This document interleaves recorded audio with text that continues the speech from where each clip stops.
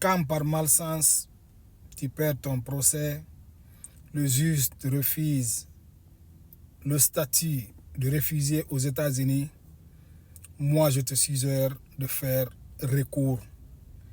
Tu as droit de faire jusqu'à 3 appels.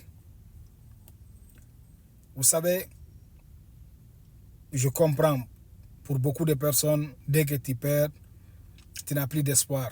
Non, tu as beaucoup d'espoir. Il faut introduire un recours avant la date butoir du recours. Il ne faut pas te dire que non, moi je vais abandonner, rester ici, comme ça, travailler, vivre ici sans document. Ça va être compliqué pour toi. Tu peux rester ici après les 5 ans pour renouveler tes documents, ça va être compliqué.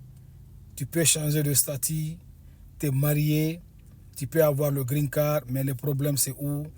Quand tu vas demander la nationalité, ils vont faire ressortir le removal là. Donc le removal là, quand on le fait ressortir, ils vont récupérer même le green card qui est avec toi.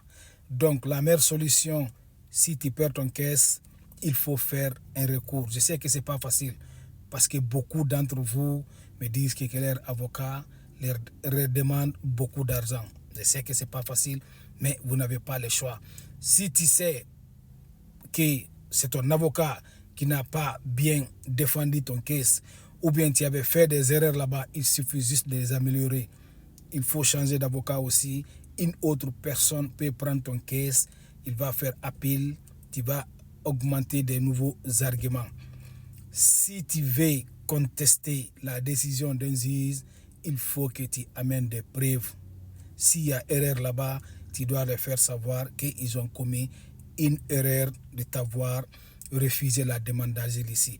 Donc, il faut revoir ton cas. Si tu as perdu, il faut regarder si c'est par ton histoire ou bien sur l'avocat qui n'a pas bien défendu, tu peux changer d'avocat. Si tu vois que tu avais fait des erreurs là-bas, il faut les améliorer. Tu envoies plus de preuves, tu envoies plus d'arguments, tu fais rentrer le recours.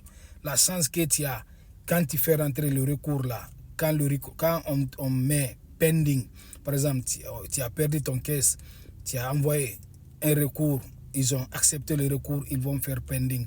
Le pending là, c'est mieux de rester ici sans faire recours. Parce que tant qu'il y a le pending là-bas, tu n'as pas de problème. C'est quand on refuse le recours maintenant, c'est là-bas que tu vas faire notre recours. Mais si c'est pending, là, tu as la chance de rester ici. Je sais que même sur pending aussi, quand les documents, par exemple, working permit